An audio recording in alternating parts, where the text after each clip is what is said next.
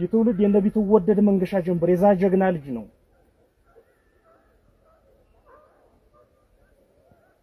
ሰሞኑን የጎንደር ወንድሞቻችን የሰሩትን ጀግንነት ሰምታችኋል አይደለ? ያልሰማችሁ ጠይቁ። እነዛ ጀግኖች አያሌው ብሩ ልጆች ናቸው። ምንድነው የሚባለው? ዶሮ እንቁላል እንጂ ያጥልም ወተት ያያሌው ብሩ ሀገር እንዴት ነው ዳባት ይዘፈናል አይደል? ወይም ወደ ዘፋኝነት ተቀየርኩ መሰል እንጂ ይታሰራል እንጂ አይዋጥም ወርቅ ያያሌው ብሩ ሀገር እንዴት ነው ደባርቅ ይባላል። የነራስ አሞራ ውብነ ልጆች የነቄስ ገሪማ ታፈረ ልጆች የነብሬ ዘገየ ልጆች ካልተሳሳቱ ብሬ ዘገየ ዝናሽ ታያቸው አያት ናቸው። በእውቀቱ ስዩም የሚባል አንድ ድንቅ ጸሐፊ እሳት አመድ ወለደ ግን እንዴት የወይራ እሳት የወረቀት አመድ ይወልዳል ይላል። እንደዚህ ቤተሰቦቻችንና ጀግና ቅድማያቶቻችን የሚያሰድብ ልጅ ከመሆን ያድነን። የነዛ ጀግኖች ልጆች ሰሞኑን ታሪክ ሰርተዋል። ሆነ ብዬ ነው ያነሳሁት። በዚህም ዛም ጎንደር ሊታማ ሲሞክር ሰምታችሁናል። ጎንደሮች ዝም አሉ። ጎንደሮች ማይነሱ ለምንድን ነው? ጎንደርን ከበው ጠላትን ያራገቡበትን መንገድ ብታዩት እጅግ የሚገርም ነበር። እጅግ የሚገርም እጅግ የተቀናጀ እጅግ የታቀደበት ለጠላት መሪዎች ለጠላት አዋጊዎች ፈተና የሆነ የውጊያ ዕቅድ ይዘው ገብተው ነው የአብይን ሰራዊት አመር ሲያቀሙት ያዋሉት። ስለዚህ ያነሳው ተቀናጅቶ መዋጋትን ተናቦ መዋጋትን በቀጠና መተሳሰርን በመንፈስ መግባባትን አንደኛው ለአንደኛው ሽፋን መስጠትን እንደ ወንድም አብሮ መዋጋትን አብሮ መውደቅን ልንማርበት የሚገባ እጅግ ታሪካዊ ውጊያ ስላደረጉ ነው አሉ ነው።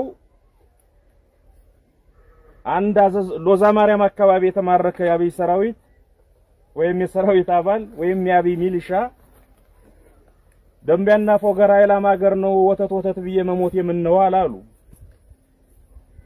እና ጋሽ መሳፍንት ከማዶ ቆሞ ጺሙን እየላገ መሸም ላላወቀ ፎገራ ዶሩ ነው አይደለም ሽፍንፍን ሀገሬ ግልጽ ነው በለው ይላል። ሌሎች ጀግኖች ሀገራችን ጎንደር መልሶ ሀገራችን ጓያችን ይሰብራል እንኳን ጥይታችን እያሉ ካንድ ካምፕ ብቻ 100 ምናምን አስከሬን ያወጡ የጠላት ዲሽቃ ማርከዋል፣ ብሬን ማርከዋል፣ መትረጊስ ማን ነው ስናይፐር ማርከዋል።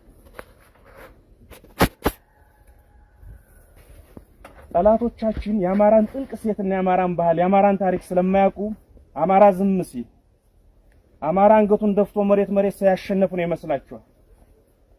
ሞኞች ናቸው።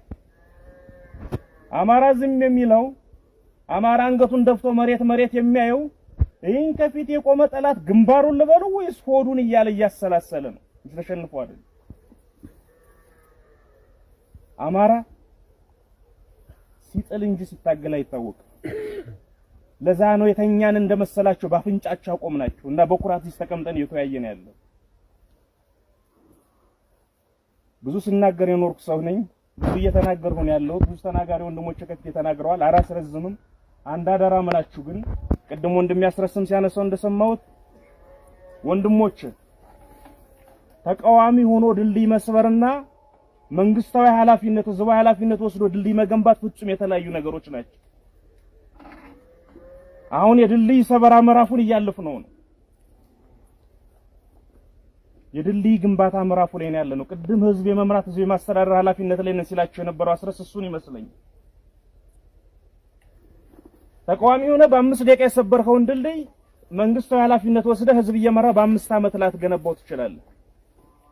በፍጹም ጥንቃቄ ይህን ህዝብ እንምረው። ደጋግሜ የምለው ይህን ነው።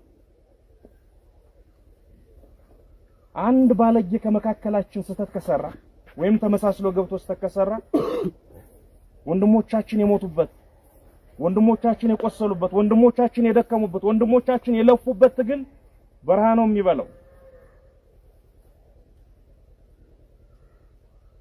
ዝም ብሎ ተራ መሳሪያ ተሸካሚ ታጋዮች አይደላችሁም እናንተ።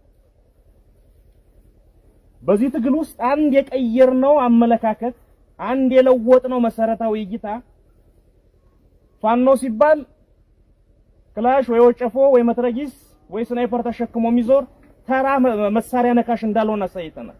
ግቡን የሚያቅ ለምን እንደሚታገል የሚረዳ መዳረሻውን የሚያቅ የፖለቲካ ንቅናቄ ጭምር ነው ይሄ ፋኖነት እንቅስቃሴ እንጂ ጠላቶቻችን ሊሉት እንደሚፈልጉት እናንተ እኮ የችግር ጊዜ ወታደር የሰላም ጊዜ አርሶ አደር ናችሁ ይሉናል። ምን እያሉ መሰላችሁ? ጠላት ሲመጣብን ኑና ተዋጉልን ሙቱልን፣ ጠላትን አሳፍራችሁ ከመለሳችሁ በኋላ ከሞት የተረፋችሁት ሂዱና ሞፈር ቀንበራችሁን አንሱ ነው። አራሽ ተኳሽ ቀዳሽ እያለው ሙካሽናል። ኦፍ ኮርስ ነን፣ እናርሳለን፣ ገበሬዎች ነን፣ የገበሬ ልጅ ነን፣ እንቀድሳለን፣ የካህናት ልጆች ነን፣ ካህናት ነን፣ እንተኩሳለን፣ የነፍጠኞች አርበኞች ልጆች ነን፣ ግን ነጋሽም ጭምር ነን። እናንተ ረሱ፣ እናንተ ተኩሱ፣ እናንተ ቀድሱ፣ ግን እኛን እንገሳ አይሰራም። እንተኩሳለን፣ እናርሳለን፣ እንቀድሳለን፣ እንነግሳለን ጭምር። ይሄን ባምሯችሁ ያዙ። በርቱልኝ። በጣም አጭር ጊዜ ግን ጠበቅ ያለች አጭር ጊዜ እናት የምትቀረን እሷን በፍጹም መንፈስ በፍጹም ወንድማማችነት በፍጹም ወንድማማችን ፍቅር ተደጋግፈን ተመካክረን እንጨርሳት። የህዝብን ነገር ግን አደራ ህዝብ ውሻውን ሽጦ ቀበሮ ሊገዛ ይችላል አይገባም። እዚህም እዛም ሰማችሁ አንዳንድ ነገሮች አሉ።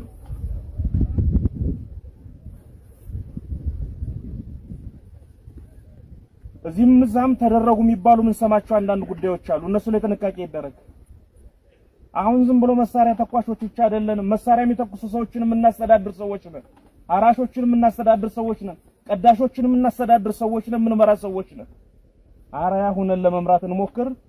በእርግጠኝነት የምነግራችሁ ይሄን የቀረ ምዕራፍ በድል በኩራት በክብር እንወጣዋለን። አመሰግናለሁ።